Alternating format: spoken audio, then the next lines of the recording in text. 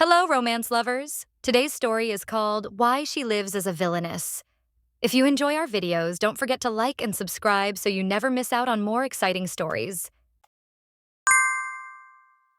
It was an ordinary novel with elements of fantasy, the main character of which was the youngest daughter of Count Horin, Lysian. Horin. It would seem that, being the youngest daughter, she should have grown up in love and care. But no way. The family turned her life into hell. Lysian, who had nothing left to do but get angry at the whole world, passed away to a better world. The truth that was revealed before her end made Lysian regret that she had lived with an angry heart, but it was too late to change anything. However, the main character now does not understand why she ended up in this damn book, and even in Lysian's body. Haurin. Before she ended up here, she was an ordinary person, although she was a little cooler than the typical office worker. But the last thing she remembers is how she returned home from work and saw the blinding light of headlights. But as you can see, she is here now. The girl thinks that it is simply unreal. But she remembers that in the book, Lysian was resurrected almost immediately. She returned to the past, remembering everything she learned before her death. As a result, she was able to correct her mistakes and take revenge on everyone she wanted. The ending was not bad, but the main character now understands what got there before she returned to the past. And according to the plot, the girl there is doomed to fall into eternal sleep. The last thing she remembers is the accident, which means in reality she is no longer alive. The young lady thinks that she is lucky to have gotten there because she did not have time to do so much, as these were her best years. She is also glad that she knows the plot, because at the moment the situation is more like Lysian already knows everything, rather than Lysian's first life. It turns out that there is no need to return to the past, because she can start taking revenge right now. The young lady understands that although it will not be easy, she needs to cope with it. First, she needs to understand what moment in the first life of Lysian she is in now. Well, the girl sighs and thinks how hungry she is. She understands that this won't work. Because, as they say, first food, and then everything else. Gaze falls on the bell, and she understands that it is a state bell for calling servants. So the girl decides to take it in her hands and check if someone will come. She realizes that she cannot remain idle and hopes that they will feed her normally there. Lysian's maid, Rioni, looks out from behind the door and asks if her mistress called her. The main character says that she is hungry and asks when she will be served food. And she thinks that it is funny because the maid really came after she called. The girl is a little puzzled. She asks if her mistress understands her, but Lysian interrupts her and asks what she should understand, and also if someone ordered her to be starved. The maid is shocked by such words. She says that of course not. Then the young lady asks what is the matter. The maid replies that Count Bane and Panthea are currently having dinner in the dining room. The maid says that she thinks she can set the table for her separately after the Count has finished his meal. The young lady looks at her coldly and asks if she can't just join them. The maid says that of course she can if she wants. The lady with the silver ones understands that this girl is Lysian Rioni's servant. She is the only one in that house who treated Lysian normally. Of the servants and the rest of the tenants, she was the only one who did not despise or ignore Lysian. The main character realizes that it would be nice to remain allies with her, because she is also such a cutie, and now she is very worried. The maid asks if the mistress wants anything else, and she tells her to take her to the dining room. When the young lady reaches the dining room door, the servants inform his lordship that Madame Lysian has arrived.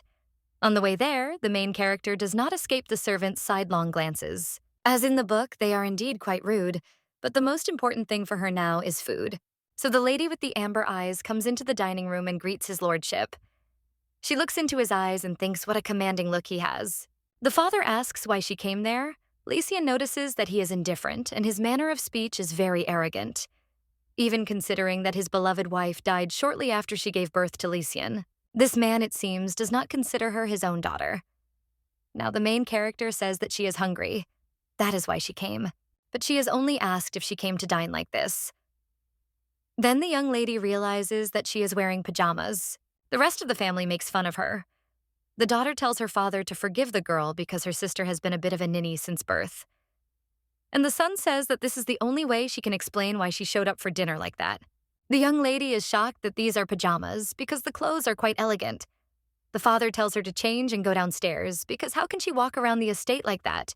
The lady with amber eyes thinks how annoying it is and then says that she doesn't want to. The father and the others are shocked. He asks what she just said, and the young lady repeats that she does not want to. She claims that she is too cold to go and change clothes and does not think it is necessary because she was just going to eat. The girl also says that her father is obsessed with etiquette and manners, but in her opinion, his lordship behaves disgustingly towards his daughter. The count slams the table and screams furiously that the girl has lost her mind. The main character simply replies, yes. This is obvious because the Korean John Yoon and the Lesian of this world are completely different people. That is why the young lady claims that she has gone crazy. The father screams, how dare she? The count's daughter asks Togo to calm down because he can cry. And the main character at this time thinks what she is talking about because she has a reputation as a complete piece of crap. The girl asks Rioni to set the table for her. The maid says that she has never dined with the family. The main character just smiles and says that she is, of course, a terrible daughter, but asks if her father really wants to starve her to death. She also asks what will happen if rumors are spread and what will people think. The count's son screams, how dare she say such a thing to his father? The count himself only says that this is enough and orders the table to be set. The young lady thinks how predictable this is, because more than anything else in the world, the count cares about what others think of him. The girl begins to eat and thinks how poor Lycian is, because there was no one there who could understand her. The count's daughter says it's outrageous because her father hasn't even touched his food yet. She says she understands that the girl is rude, but it's still too much. The count's son, tell me where she picked up such manners. But the main character understands that anyone who has read this book will be able to answer that the count never taught Lycian anything. Moreover, he did not show any interest in her at all. He began to notice her only after she became the bride of the crown prince. On Lycian's path. The first is the wedding with the crown prince because this wedding should not happen, because it is a direct path to the infamous end. And the second danger is the betrayal of the count, because even if the girl prevents the engagement of Annie and she becomes the wife of the crown prince, the count is unlikely to stop. But the girl wonders if she can live this life without worrying every second about the danger that she might face if she survives these two events safely. The girl dreams of a life in which she will avoid a tragic end. She reaches out to the flowers and thinks that if it were possible, she would gladly pluck the sprout of betrayal from the count's heart and open the way to happiness for herself, even if she ends her life unloved. According to the plot, if the girl goes into eternal sleep one day, she will be able to return to the past. It will be better for us if she decides everything in this life. So the young lady thinks about what she should do. All these thoughts prevent the main character from falling asleep, she thinks. What is going on? So they decide to get out of bed and do some light stretching. But in the reflection of the window, she sees a stand with swords, after which she approaches it. Looking at the blade, the girl thinks that it would be nice to learn how to use a sword, because then she can protect herself. But she doesn't even want to think about having to use the sword at a wedding or against her father, so she needs to think it over carefully. The young lady decides that it is time to go to bed. But in the morning, when the first rays of the sun enter Lycian's room, a cup of tea is immediately poured on her. The main character asks what it means, and her sister only says with a grin that she has the same question for her, because how dare a girl behave like that at the table? She also asks if Lycian thought that she would let her get away with it. The main character only asks what she did. In response to this, her sister clenches her fists and tells her to tone down her tone, and the young lady tells her that she is not going to tolerate their mockery. In the book, this girl constantly mocked Lycian. Because of her, Lycian suffered the most. Her name is Panthea Hauren. The same can be said about Bane. Thanks to him, insults and threats were an integral part of Lycian's life. The young lady wonders where to start and tells her sister where she could have learned such manners from. After this, Panthea furiously shouts that she will finish off Lycian. The servants hear this scream and run into the room, but what they see there shocks them. The main character stands all wet in tea, while her sister sits on the floor next to an overturned table. The main character tells the servants that her little sister must have eaten something bad today, and maybe they should show her to the doctor, because she seems to be very unwell. Then she looks at her sister and asks if it's true. Panthea thinks that her sister won't get away with it so easily. When all the fuss had passed, the main character asks her maid why she came running. Ryani, a little shyly, says that she heard a scream and got worried, but if everything is okay, she will go. The main character says that the maid did the right thing by coming and asks where her savings are kept. After that, they go to the market. Rioni wonders what to do because her mistress hates crowded places, and if she runs into someone, then it's all over. The girl tells her mistress that it could be dangerous there and asks her to be careful. The main character turns around and says, Okay. The maid blushes a little from this. She feels like her heart is in danger. Yeah, Lysian asks if she came too close. After the maid says no, she takes her arm and says that this way they won't get lost. The young lady asks Inrioni if she will take her to the gun shop. When she is already choosing a sword for herself, the maid says that it is not proper for a noble lady to hold a weapon in her hands, and the shopkeeper asks what the mistress needs this weapon for. He says that if it is for protection, then he can find a suitable option. But the lady with amber eyes says that the sword is meant for her. She holds a weapon in her hands and says that this sword will suit her, after which she tells Rioni to pay. The maid tries to dissuade her mistress, since holding a sword in her hands is not allowed for a woman of the upper classes. But the young woman says that she seemed to have told her to pay. Afterwards, on the way, the maid asks if the mistress really needed the sword. The main character says yes, and the maid asks what will happen if his lordship finds out. Lysian says he won't mind, but suddenly they hear cries for help. When the silver-haired lady looks into the alley, she sees a couple of guys trying to take money from the girl. The girl says that she really has no money, but the two strangers don't believe her. They ask if she really has nothing, because if they kill her, they will earn at least 10 gold coins. If she hides them in her boots, she better get them. The maid is a little scared and tells her mistress that it would be better for them to leave. Young lady, it might be better to just pass by, because now she needs to avoid any danger. Well, she thinks that it wasn't for nothing that she studied martial arts all this time. So she approaches the guys and asks if they are ashamed to attack a defenseless girl. The main character simply cannot pass by. Strangers say that a noble lady like her had better go where she was going and not meddle in their affairs. The young lady understands that these are the words of typical scum. She even feels disgusted to hear them. She asks the little girl if she has done something wrong. The girl says she was just passing by and bumped into them. The main character strokes her head and concludes that those strangers are bad guys, and that means they only understand in a bad way. The main character rolls up her sleeves with a furious look. After a couple of minutes, one of the guys is already asking her to stop. Lysian turns around and sees that onlookers have already come running, so she really should stop. Suddenly, she catches someone's eye from the crowd. It's a nice-looking guy with black hair. The main character turns around and thinks why he is staring like that. It is embarrassing. Then Lysian looks at the girl. She asks with a kind smile if she was very scared and says that now everything is okay. The girl says she was a little scared, but the young lady was amazing. She thanks her for her help. After this, they say goodbye, and the main character and her maid are about to leave. But they are stopped by that same guy from the crowd. He asks for forgiveness and asks if he can find out her name. The main character looks at him and understands that this guy looks like a knight, and also thinks if he wants to arrest her, so she asks why he needs her name. The guy says that it seemed to him that the young lady was good with a sword, and he would like to know if she had trained somewhere before. The silver-haired lady says not really, but she herself thinks that there is hardly a comdo section there. The young man understands what she wants and does not answer, but her skills are amazing, and she was also wearing a dress. If his eyes do not deceive him, then the girl is a first-class fighter.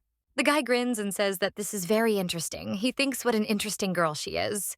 The lady with amber eyes looks at the guy and wonders what's wrong with him, because he has such a strange expression on his face. The girl asks if he's going to arrest her, but he just grins and says he's not going to.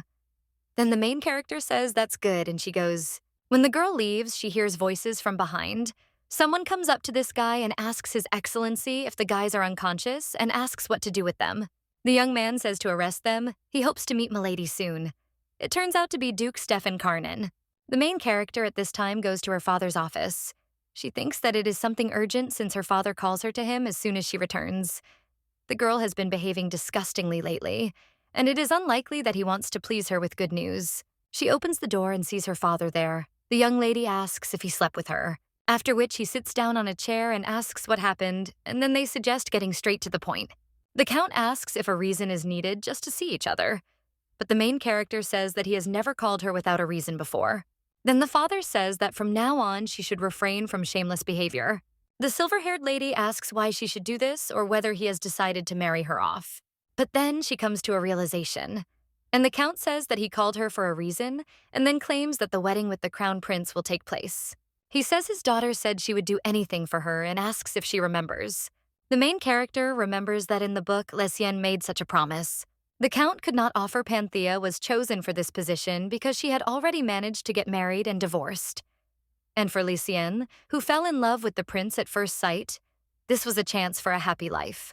But the lady with amber hair thinks that her father will not be able to manipulate her so easily, so he says to call off the wedding.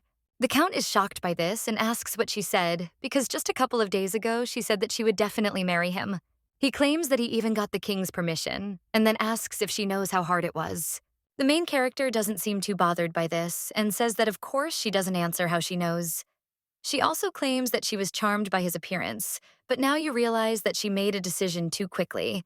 The Count says he will pretend he didn't hear anything, but the silver-haired lady just smirks. She says that her father heard everything perfectly well. He asks in rage how she dares and says that they understand what he did wrong. But the young lady only claims that there is talk about children being a reflection of their parents, and then asks who she is like. The Count clenches his fists and screams that she is an impudent woman. The girl only asks if he will beat her too. And the Count only calls the butler and screams at him to quickly take this scoundrel to her chambers. The father cries out that from now on she will not go anywhere without his permission, and then orders the knights to take her away. The knights agree, and the main character thinks that this is just funny, and why on earth should she listen to him? The young lady asks what she did and why her father decided to lock her up. She also asks her if he beat her because of the upcoming wedding, after which he sarcastically says that he really thanks him and asks if he should bow to him. The Count screams for them to take her out of his sight and asks if they are deaf. The main character, Jenny, can just tolerate it. Her gaze falls on the scabbard of one of the knights. The girl takes out a sword from them and points it at her father. She claims that she is not going to sit quietly behind bars. The Count asks what a nobody like her can do to him. The young lady asks what he thinks she can do, after which Lysian points the blade at herself and says that she understands perfectly well that she will not defeat anyone in this room. And she thinks why everything is going wrong again, she can of course return to the past. But it is still too early for that. The young lady knows she must use this chance to show that she shouldn't be treated like this. So she hurts herself. Everyone is shocked by this, but Lysian herself seems pleased. Her vision begins to blur and she falls unconscious. The Count asks what the hell is going on. The main character wakes up in her chambers. The first thing she sees is her maid. The girl looks at her excitedly. The silver-haired lady tries to get up, but the maid insists that she shouldn't get up yet. The main character says that there is nothing to worry about and everything is fine. But she hears some sobbing.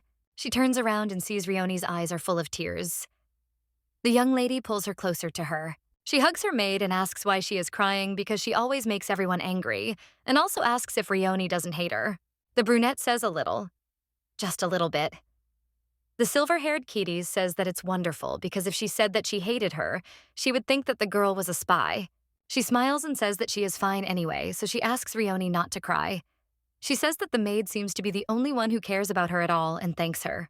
The girl sees her mistress being so kind to someone for the first time. She now understands what it feels like to feel that someone is on your side, so she doesn't have to think about the bad. The maid wants this moment to last forever. She is also grateful to her mistress. The next day, she comes to the lady again and sees that she is already walking around the room.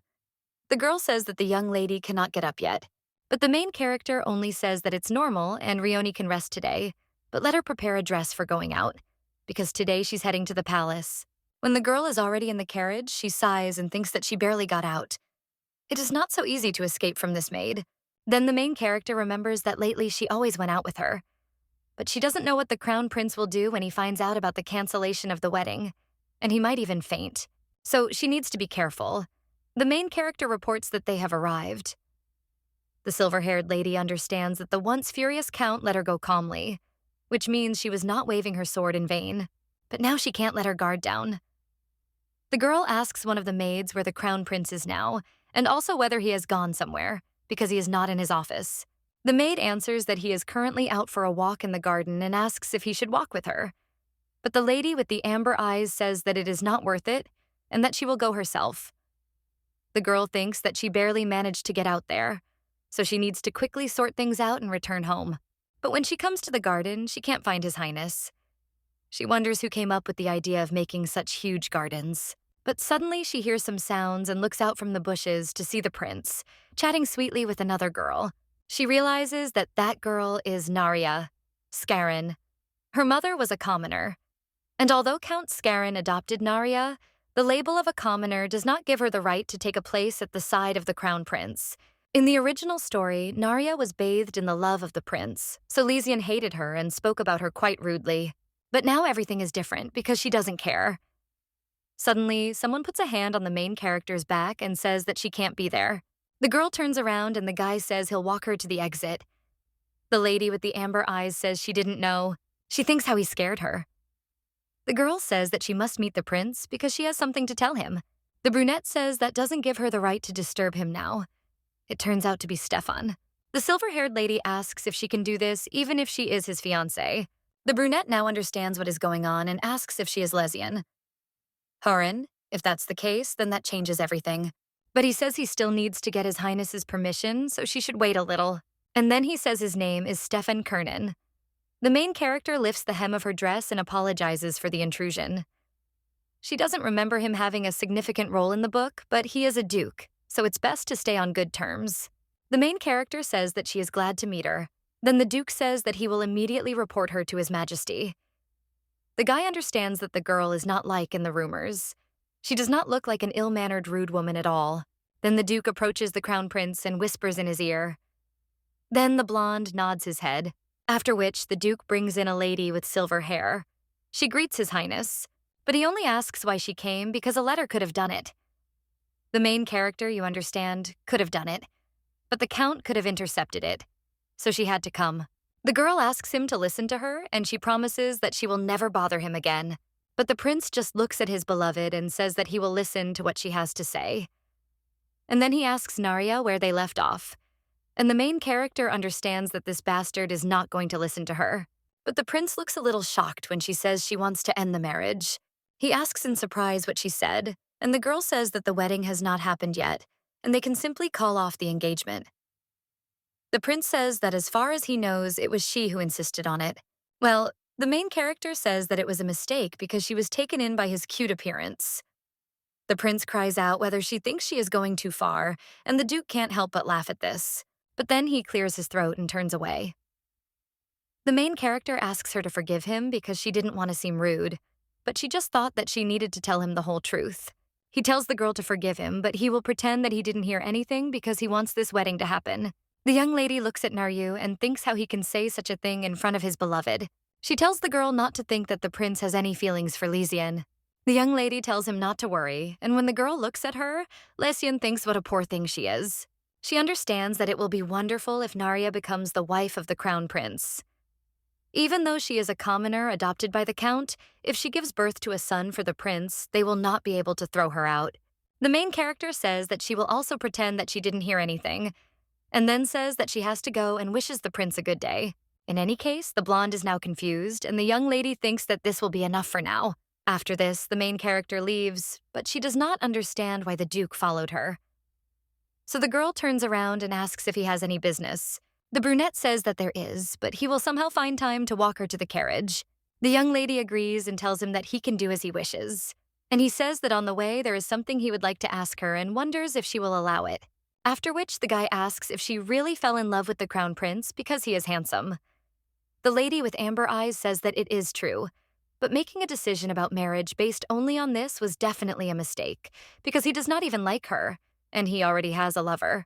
Then the young man asks what would happen if he liked her. The main character turns around. Lysian would then marry the crown prince. The girl wonders why he puts her in an awkward position with such questions. She says she doesn't know the reason for his curiosity, but suggests that they end it there because she doesn't understand him at all. Stefan just nods, and the silver-haired lady thinks how good it is that he got rid of her. Now the main character is in her estate and thinks that she doesn't know him at all. The girl rings the bell and a maid comes to her. The maid asks if Mrs. Lysian called her, but the main character only asks her why she came and where Rioni is. The maid looks away and says that Rioni was called by Mrs. Pantea. That's why.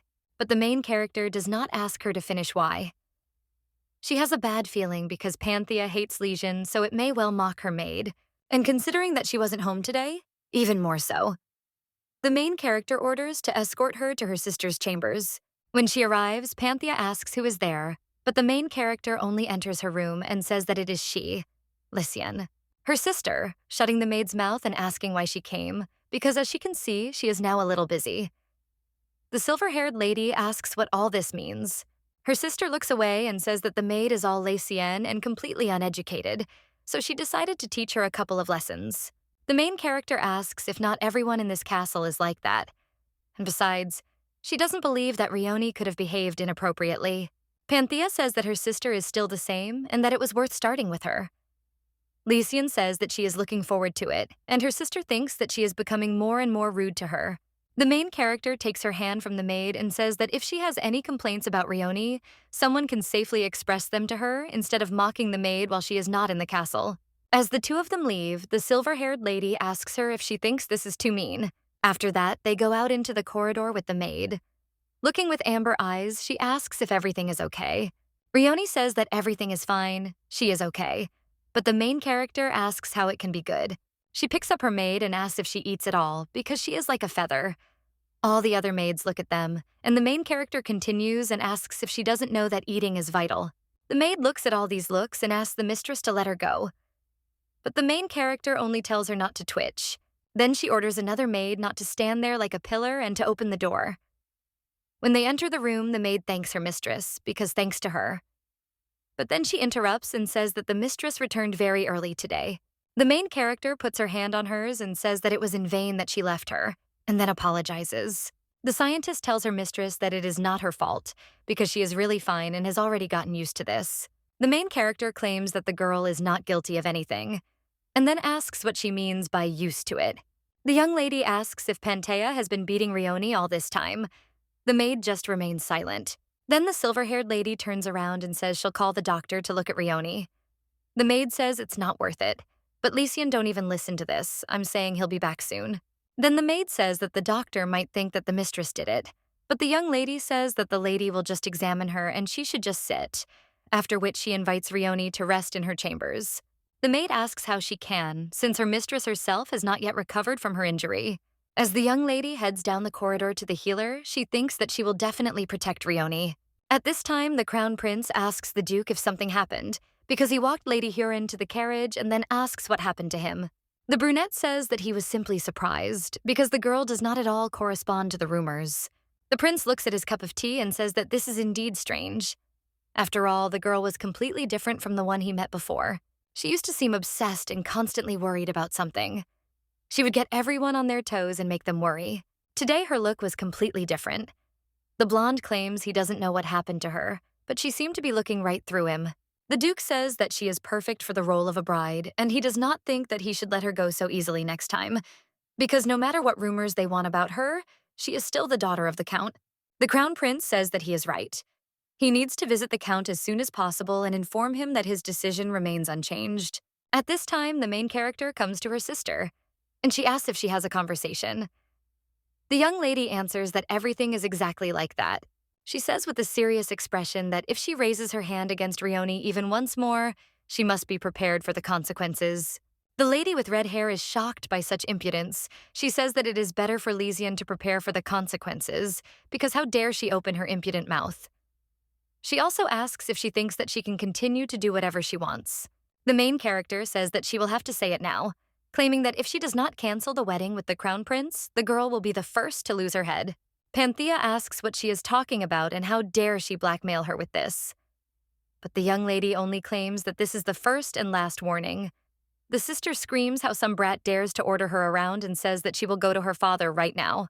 But the main character doesn't let her finish and grabs her by the neck. She says how thin the young lady's neck is. It seems to her as if it could break from one wrong move. After which, with a furious look, he says that she was a good girl and will remain safe. Then she lets go of her neck. The lady with red hair is shaking all over and wondering what the hell, and was her sister always so scary? The girl wonders if the look of the silver-haired lady ever gave her goosebumps. The main character comes out of her sister's room, and I think that she will calm down for a while, but she no longer has any aces up her sleeve. If the wedding with the crown prince really takes place, she will have to go into eternal sleep. So, despite the fact that this is a great excuse for blackmail, she needs to decide something with Panthea as soon as possible. A little while later, the maid beautifies her mistress and claims that the crown prince himself has come to visit them, and apparently he really misses the young lady. The main character asks if it is necessary to dress her up like that. Rioni insists that this is a must, because now her mistress looks simply magnificent. The lady with amber eyes states that if she is finished, then they can go, after which Lysian comes to grow another and is greeted by His Highness and the Count. The Count asks what these formalities are and suggests calling him father. Well, the main character claims that she doesn't want to. Then the Count visits her and says that as the prince can see, his daughter zealously observes etiquette even at home. The blonde claims that the girl is really well-mannered. The blonde says that he understands and that she is very different from the girl he met a couple of days ago. The silver-haired lady knows very well that the more mistakes she makes, the easier it will be to use her when she becomes his wife. Because the crown prince has only one goal: to use her to destroy the Count. So first the young lady needs to make him need her, because at the moment this is her only insurance. The young lady decides to see why the prince came. The Count says that His Highness came to him personally when he heard that Lysian wanted to call off the engagement. Lara with amber eyes says that everything is correct and that is what she wants, and she didn't think that the wedding could actually take place. The Count asks if that is why she said such nonsense to His Highness. The Crown Prince turns to the Count and says he thinks it would be best if they discussed it with Lady Lysian alone, since they never really finished that conversation. The Count wants it back, but the main character interrupts him and says that she doesn't want to upset them, but there's nothing else to talk about. The blonde asks what it means, and the main character calmly tells him that she thought it over again and decided that a wedding is wonderful. She says that she hopes His Highness will be able to forget everything that was said to her that day, and then she looks at him and asks if he can really do it. The Count and the Crown Prince are shocked by this. The blonde smirks and asks if the lady decided to play with him. He asks if she understands that the words she said so easily could be considered an insult to the royal family. His Highness frowned a little and thought that the girl could not possibly know his true purpose, and also wondered if she was really sure that he would insist on marriage if he accused her of insulting the royal family. Then opponents of the marriage would come out. But the main character only asks how it could be otherwise and tells His Highness that she is at fault, after which she claims that if you think about it, the wedding scares her because suddenly she will be executed. The prince understands that Lizzie Horan is quite smart. He finds it funny because the girl is clearly planning something and is considering all the options. But while she is stalling for time, he decides to direct her suspicions in the right direction. The blonde says that this is indeed a serious decision, and he can understand Milady's indecision, but he will not listen to any more requests to cancel the wedding. The main character, with only a serious expression on her face, asserts that she doesn't think he understands her. The Duke watches all this. And the main character continues. She says that she does not know and maybe His Highness should just listen to her whims, after which she asks what about setting at least an approximate date for the wedding. The blonde asks what she's talking about, but he thinks that she's changing the subject of the conversation as she pleases. The main character asks him if he likes her proposal, because she thinks that if she knew at least the approximate date, she would calm down. His Highness says that it is easy to arrange as he would like to hold the wedding as soon as possible, and he wonders what the lady with silver hair has planned. Therefore, the young man asks if the Count agrees with this decision, and he claims that he will simply follow His Highness's choice. The blonde says that if the Count has a suitable date in mind, he will be glad to listen to him. The heroine's father says that if we take into account the official announcement and the banquet, then everything can be arranged in a month. The Crown Prince says that this is not bad. The main character is not very happy with this and asks if anyone cares about her opinion. Well, they just continue to discuss the details of the wedding. The prince says that then it is necessary to prepare invitations for the nobility, and it would be good to hold the banquet in the royal palace. The young lady turns to His Highness. She apologizes and says that it seems that Togo is not marrying her, but the Count. The girl claims that she does not agree and does not want the wedding to take place in a month. The Duke can't help but chuckle. Then the main character looks at him and asks in her mind if he finds it funny. The brunette turns around and clears his throat. The father asks Lysian what kind of childishness this is, because a wedding is, after all, a union of two families, and if she continues to behave like this. But the Crown Prince tells the Count to wait. He turns to the main character and asks when she wanted to arrange the wedding, because it seems she has a desired date in mind. The silver-haired lady says that His Highness is very perceptive and claims that she wants to arrange the wedding in a year. She sighs with some sarcasm and asks if His Highness had planned to hold the wedding in a month. The girl says yes, and asks if it is too much to hold the wedding in a year. The Count understands that it does not seem like the girl is trying to provoke only the prince, since this phrase was addressed to him. The father understands that the girl is hinting that if he doesn't do as she says, she will do something again, like when she intends to hurt herself to blackmail him. The Count understands that he has been waiting for this day for so long and the wedding must take place no matter what. He turns to His Highness and says that it turns out that his reign is still not ready for such a responsible step, and also asks if it would be better to give her a little time. Perhaps there is no need to rush so much, because it hurts him to watch her constant worries. The blonde says that they can do as they wish, and the main thing is that they have decided. But he also says that he also has conditions. The main character thinks what the hell his condition is and asks about it. The blonde says that they should get engaged first. The girl says that of course she agrees and thinks that it would be wonderful to have the ceremony in about 6 months. She thinks that since the prince has come to meet her, she will also do him a favor and now she has nothing to worry about.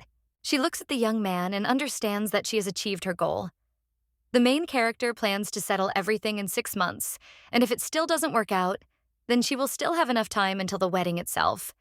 And in the worst case, everything will be decided after it. The prince says that a solution has been found and they have decided on the main dates, so you think that this is where you can end it. The count claims that he has come a long way and offers to spend some time alone with Lycian. The young man thinks that these dates suit him perfectly, so he says that today is enough because now it's not much. But the main character does not let him speak and asks the count what he is talking about because the prince is terribly busy. The blonde doesn't understand what she's talking about, but the silver-haired lady continues. She tells the prince to return to the palace quickly because he still has to console the lady. Scarin, she must be so upset. The girl says how painful it will be for her to learn that the man she loves has promised to marry another. The duke almost laughs out loud, and the prince tells Stefan to stop laughing. And the lady with silver hair continues and tells the prince to spend this time usefully with Lady Scarin. After the crown prince leaves, the count tells his daughter that she was quite cold, and it would be nice if she showed her best side to her future husband. He also claims that she shouldn't play on his nerves because it could backfire on her. The main character just turns around and says that this might backfire not on her, but on the count, and it wouldn't hurt him to take a couple of acting lessons. The count looks at her and thinks that let her have fun while she can see, as soon as he achieves his goal, then she and her future husband will bow before him. When the lady with the amber eyes returns to her chambers, Ryoni meets her there. The maid asks if something happened, because she heard that the crown prince had already left. The main character asks why she is worried and what could happen, and then Togo suggests that his maid take a walk. She claims she wants to unwind a bit. Then they head outside. The main character and her maid enter a bar. Well, all the people there start whispering. One of them asks if this is a lady from a rich family, and the other wonders what she forgot there. The young lady wonders what they are all staring at, and then asks Ryoni if she drinks. At first, the maid doesn't understand what she's talking about, and then says that she doesn't have to order anything, but the fly, with wide eyes, insists that she simply doesn't want to drink alone. So she decides to order something non-alcoholic. Then she asks Ryoni if she is hungry and decides to order food. When the food and drink are brought to the table, the maid asks if her mistress will have an engagement first. The main character says yes, and that's how it turned out. She claims that she will have a lot of things to do in the near future, even without the wedding. She also says how delicious the food is in the hotel eatery and suggests that her maid stop by there more often, after which the girl drinks a glass of booze and says how good it is because nothing lifts the mood better than a good drink. Ryoni tells her mistress to drink more slowly. The main character is immersed in her thoughts. She understands that she still has so much to do and everything is not going according to plan. She thought it would be easy to call off the engagement, but if this continues, the ball training will have to be postponed too. It is becoming too difficult for her to adjust to sudden changes. Suddenly, someone turns to them and asks them if the ladies want to have a drink with them. The girl understands that she must immediately settle everything and live freely, but she is already furious with everything. One of the guys looks out of the diner and yells that they have a problem. The guy with ruby hair asks what happened, and the other guy yells that there is a fight in the tavern and suddenly there is some crazy woman. The young man does not let him finish and asks what kind of fight there was. At this time, the main character knocks the dagger out of the hands of the strangers who attacked her. She asks what he is allowing himself to do.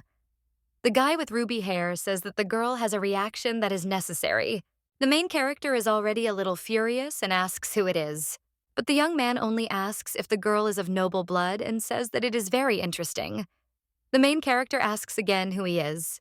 The guy claims that he is the owner of that establishment, and she doesn't need to know the rest.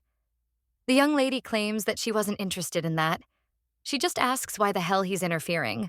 The young man is a little shocked and points to a couple of guys lying behind him and claims that this could be why, because in any case, it is forbidden to start fights in this establishment, although the guys seem to have gotten what they deserved. The young man takes out a sword and claims that if anyone breaks those rules, he is torn to pieces and thrown to the dogs. Rioni, hearing this, immediately stands in front of her mistress and screams for her to be better and to finish her off. The silver-haired lady tells her maid that everything is fine, and the young man asks if it is true, because if so, he will do something he wants. The guy is already swinging his sword. Rioni closes her eyes in fear, but when she opens them, she is a little surprised. Her mistress protects her from the sword. The main character thinks how annoying it is. The guy with ruby hair says that not only speed is good, but also strength, so he asks who the lady is. But the main character only tells Rioni to hide behind her back. The girl thinks what to do. She is very worried about her mistress. The maid looks at her and thinks what she should do since she is completely useless. So she grabs the hilt of her sword and thinks that she should at least try to help her. But the lady with the amber eyes only asks Rioni what she is doing, and the girl tells her mistress that she is helping.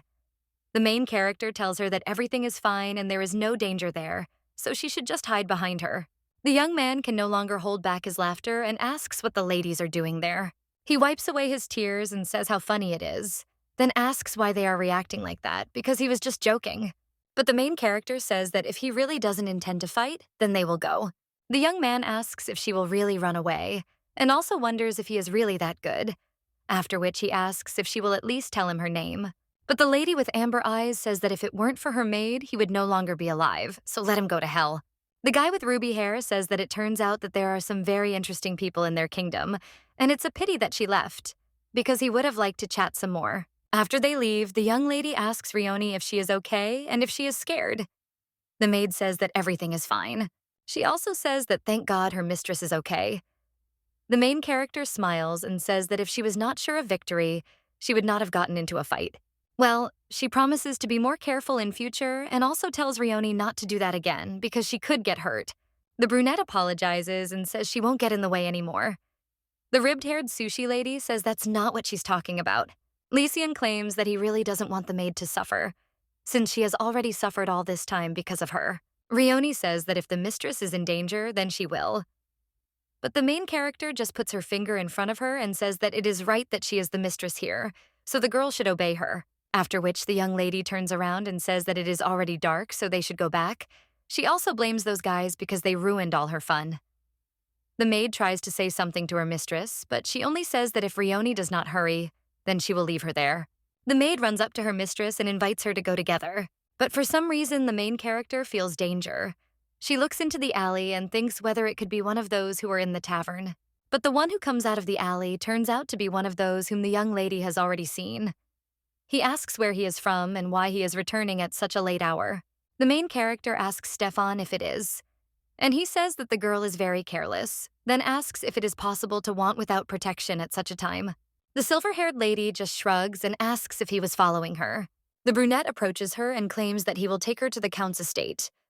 But the lady with amber eyes says that it is not worth it, especially since he is well aware of her skills. But Stefan only says that he will. Then the main character asks if he is worried about her, and the young man says, "Isn't it obvious?" The colleague asks why, but the guy just says that his heart tells him so. The silver-haired lady sarcastically thinks she knows what his heart tells him. She asks the guy if it is because she will soon become the wife of the crown prince. The brunette claims that it is also. He asks Lady Lycian if it is so strange that he worries about her. The young lady claims that it is, since he is the first one, besides Rioni, who worries about her. Stefan says that this is strange. The guy thinks that the count's daughter is saying that only her maid cares about her. He says that if the lady is really interested in why, he will tell. The guy turns to her and says that he is interested in her. The silver-haired lady is shocked. She asks him what he just said and then if he is in his right mind. He says yes. The lady with amber eyes asks if he meant that he would be interested in watching her life go to hell, because she has no time for games. The brunette just laughs and asks how she could think such a thing, and then claims that his interest is very unusual, so she should calm down. Then Lycian calms down. She says that if he meant that they could become friends, then she is all for it. The girl thinks that this is for the best, because he is close to the crown prince, and if she can lure him to her side, then he can greatly help her. Then the young man, with a slight blush on his face, asks if they are friends now. The main character says yes.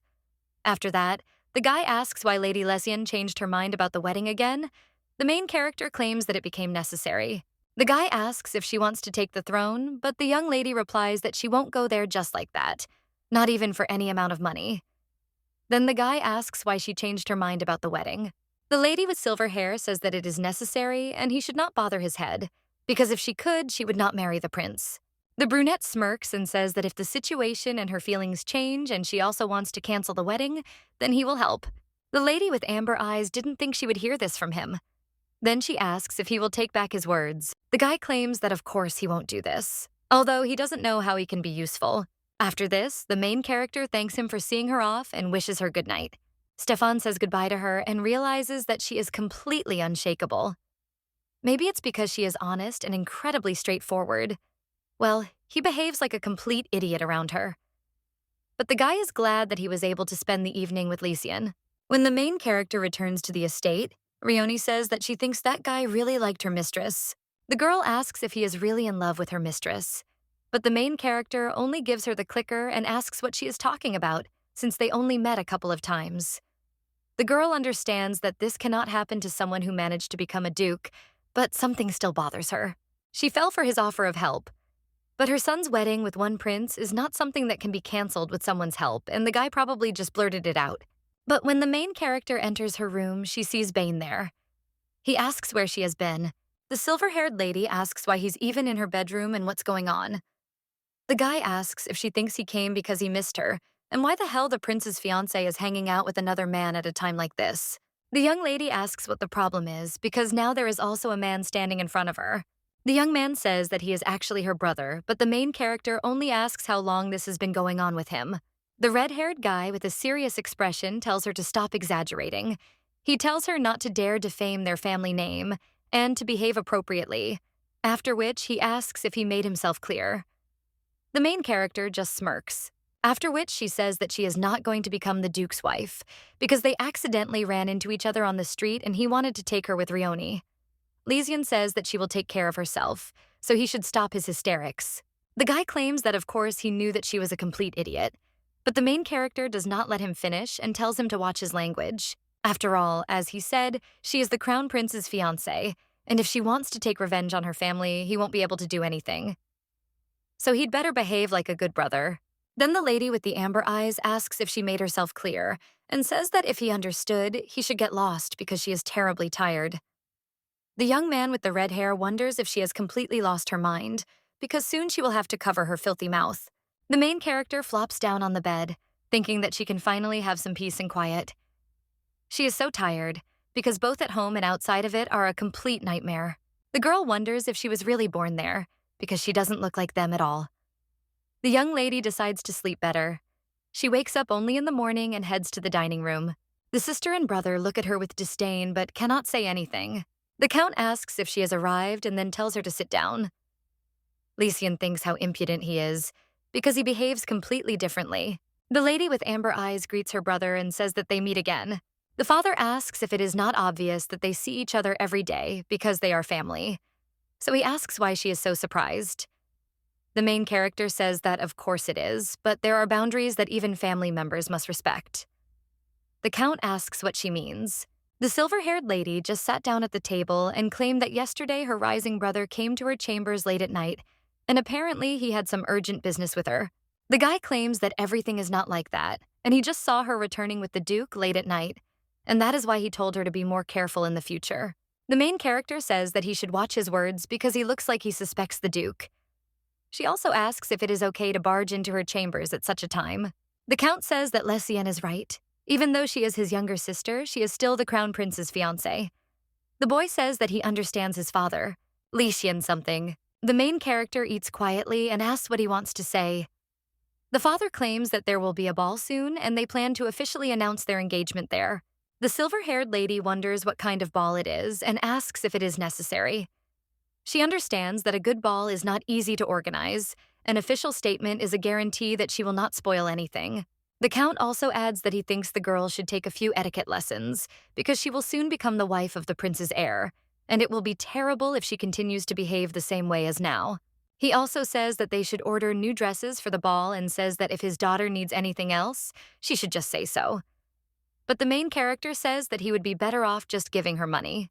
The father sighs and says that he really has cut her budget a bit lately, so he agrees. The lady, with her script eyes, thinks that she just blurted it out and wonders if he is joking. But then she jumps up from the table and says that she will gladly accept his money, and if that's all, then she will go.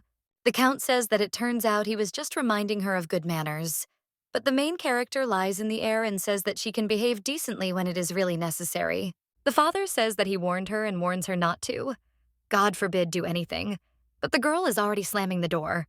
The main character looks into her wardrobe and thinks that it would be a shame to just throw these outfits away. And she also doesn't think that she can get much by selling them. But the girl understands that she can take off the jewelry from them and try to sell them separately. Rioni asks if her mistress wants to sell all these dresses. The lady with amber eyes says yes, because the Count said that they need to order a new dress for the ball. But it is a pity to throw away the old ones. So Lesian asks her maid where she can sell the jewelry. The maid replies that there is one shop where they buy various jewelry. Then the young lady smiles and says that this is wonderful, and then asks Rioni if she will take her there. After which they come to this shop, and the main character puts the jewelry on the table. She claims she would like to exchange it all for cash. The shop owner says he will, of course. But unfortunately, he doesn't have enough money now to pay her for all this beauty. And if the girl gives him a day, who will he be able to arrange everything properly?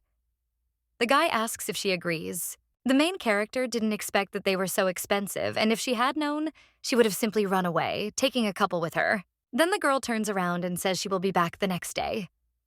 The shopkeeper asks if she is the daughter of Count Horin and says that everything is fine and he wrote it down. The lady with amber eyes comes out with a smile. She is happy to believe that she will have money with which she can buy even more weapons. Well, suddenly she meets a familiar face. It's the same guy with ruby hair. He asks why the young lady needs so much money. But the main character just walks past him and asks if they know each other. The young man is surprised. He says that their meeting yesterday was so hot and she forgot everything. The lady with silver hair says that he apparently likes it hotter. The guy says that of course it is and asks if the girl thinks the same. But the main character only turns to the shop owner and asks if he has a few matches, because she would like to start a small fire. The ruby-haired boy realizes that this girl is really crazy and wonders if she wants to kill him. But he realizes that she really is nothing like the girl the innkeepers were discussing. He remembers that they said that the young lady was rather stupid and cruel. And this is not just one person's opinion. This is the opinion that everyone has had about her for quite some time. The guy wonders if everyone has been wrong all this time. The young man turns to the main character and asks if she has a double. The silver-haired lady says it sounds like he knows her, so she asks if he's been asking around about her on the sly. The guy says that she is quite clever. He doesn't know why, but the rumors about her seem true to me. The young man is interested because it seems to him that she knows about all the things that are said about her. The silver-haired lady says that he managed to find out a lot in a day and he seems to have talent. The guy says that at least someone appreciated him, then the main character says that she will continue. She points her finger at him and claims that the guy is just an annoying jerk. Then she turns around and tells Rayani that they are leaving. But the guy asks them why she did this, because he didn't do anything. The lady with amber eyes thinks how he got on her nerves, but she can't kill him. The ruby-haired boy says that it is not right to do that. He admits that he went a bit overboard yesterday, but insists that it will not happen again. The main character asks if he thinks she will believe him, but the guy just holds out his hand and claims that he never lies. The young lady doesn't really believe him and says that it's rather doubtful, but he adds with a slight blush that he is interested in the young lady. He claims that they say that if she gets along with him, then life will get better. And who knows, after all, what if she needs help? The main character's hand is already reaching out to show him the middle finger, but she decides that she needs to calm down, because there are already enough enemies. She says that yesterday he was waving a sword, and today he says that she is interesting to him. The girl claims that he quickly changed his shoes and asks if he himself finds it funny. The young man wants it, and says that yesterday he was not aware that she was so special, and now everything has changed. The lady with amber eyes claims that she would not refuse if he could help her with anything, but now she does not think she wants to continue the conversation. Then the ruby-haired guy asks in shock if this means she won't accept his help and friendship. The main character agrees with this, but the guy doesn't give up and says that it all sounds like the young lady really needs someone's help. And isn't it reckless to show off your weaknesses like that? He asks what if he tries to find out more about it, but the young lady thinks what he is talking about and claims that she has nothing to hide, and then asks what makes him think that she is hiding something. But the guy just turns around and claims that it does not matter, and then says that they will see each other again. The main character thinks what an idiot he is and tells Rioni that they are leaving. The ruby-haired boy goes to the chorus, but he himself thinks, what the hell is this, because he understands that someone is following him. But this stranger is a master of hiding. It turns out to be Duke Stefan. He's wondering who the hell this guy is. The main character goes further, and the maid asks her mistress if she is okay. The lady with silver hair asks why she is interested, and the maid says that the same guy offered to help her. But the young lady says that she has no desire to get closer to him. She pats her maid on the head and tells her not to worry because she's not going to ask him for help. Rioni sighs and says that's good. At this time, the main character thinks that she doesn't remember anything about that guy in the book. The girl thinks that he is too harmless to worry about it, and she can't trust him yet. The lady with amber eyes sighs, and then he tells Rioni that they haven't been anywhere for so long and suggests having a bite to eat somewhere. The girl claims that she does not want to eat with those whom she cannot even see, because this immediately causes her appetite to disappear. The maid says that if she wants to, they can go somewhere, and the main character is happy that she will finally eat. After that, they find some eatery, and the main character looks at the menu. The maid tells her mistress that she doesn't have to order anything, but the young lady claims that they will eat together. But Rioni says that she is a servant, after which the main character puts her hand on hers. She claims that the girl is not just a servant, but also her friend, and friends always eat together. The brunette is very touched by this. It even seems like her eyes are glowing. But suddenly, someone moves the next chair and asks him to forgive her. This is Duke Stefan asking if the ladies don't mind if he can join them. The main character asks how he ended up there, but the brunette only claims that he was just passing by and saw them. The young lady tells him to sit down, and also says that he doesn't have to speak to her so formally. The guy claims that he follows etiquette regardless of a person's position, but he thinks it's a good idea. Previously, the main character was a little irritated by the fact that he seemed to be stalking her and constantly trying to talk to her. But now he seems like a good person to her. At this moment, the waiter brings their order. The Duke looks at all these dishes. He asks if the young lady is going to dine with the maid.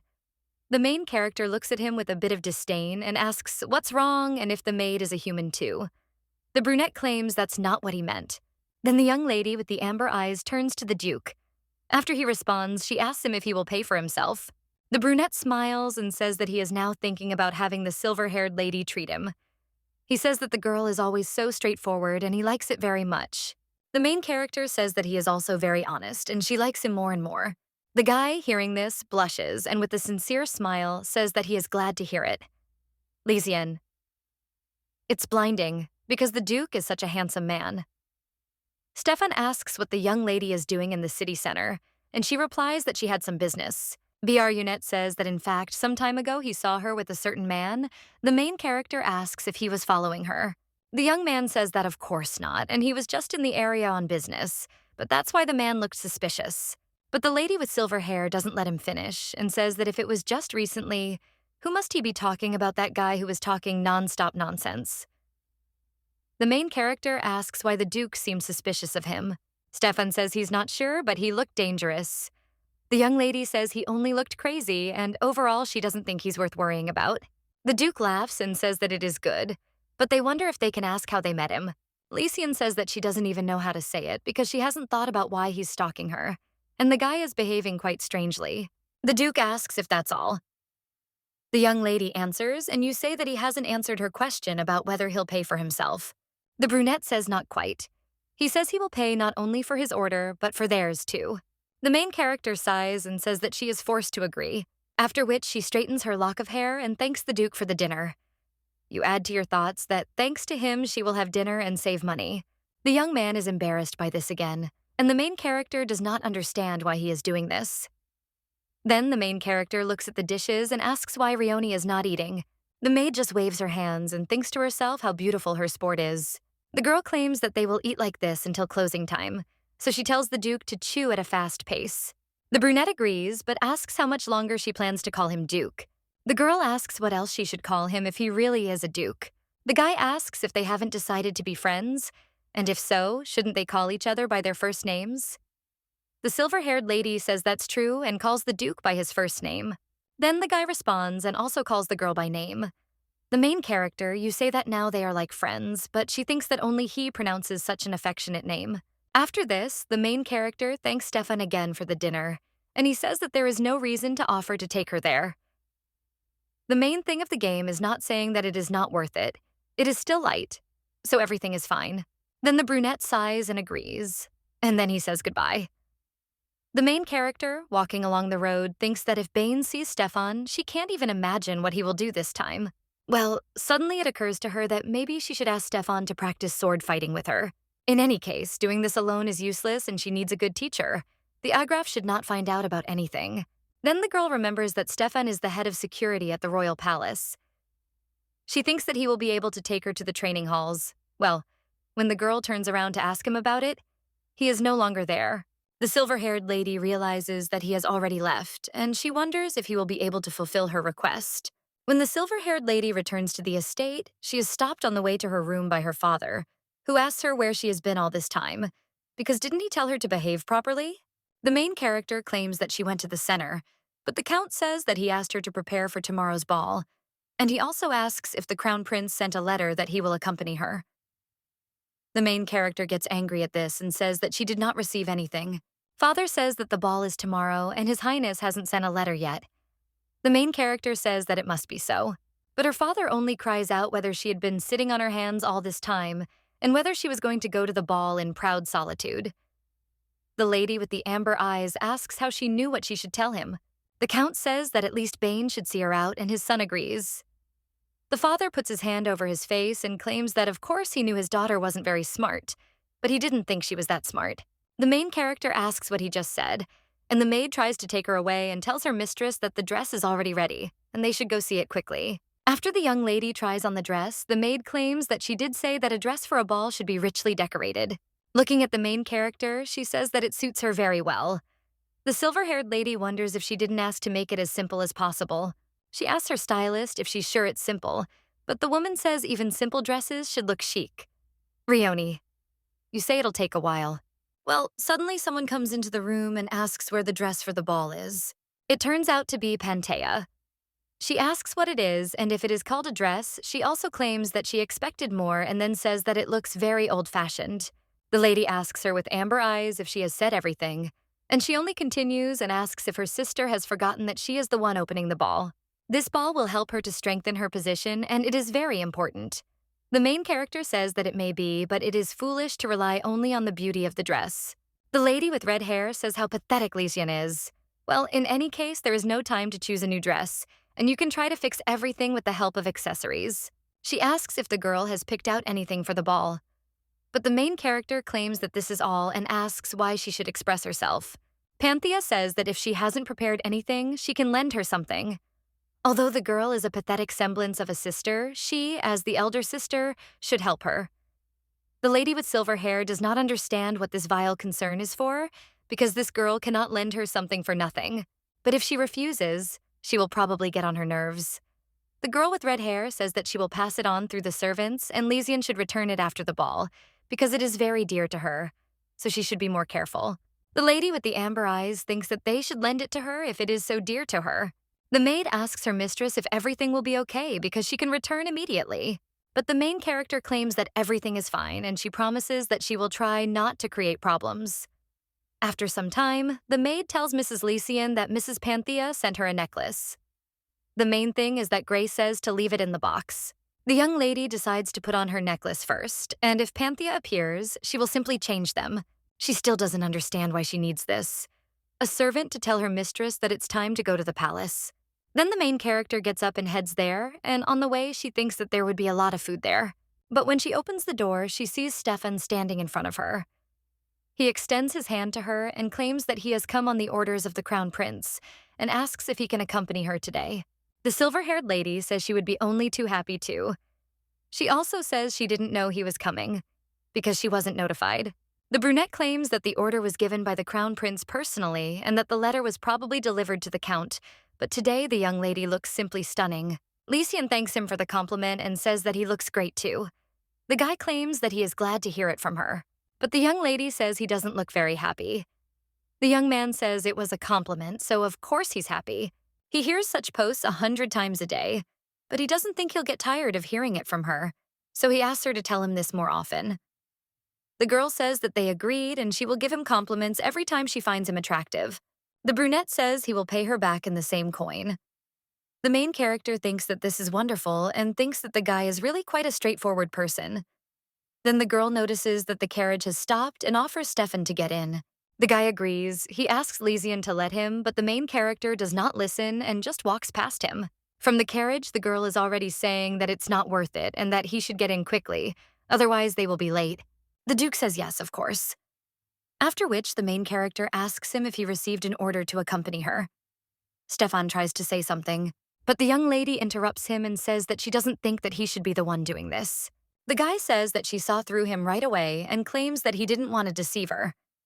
Lysian says that everything is fine, and she hopes that it will not anger His Highness when he sees that the guy is accompanying her. Besides, as she knows, they are close friends. The brunette says that despite the fact that they are friends, he would not like to close his eyes to the fact that His Highness left her unaccompanied, and lately he does not understand some of his actions at all.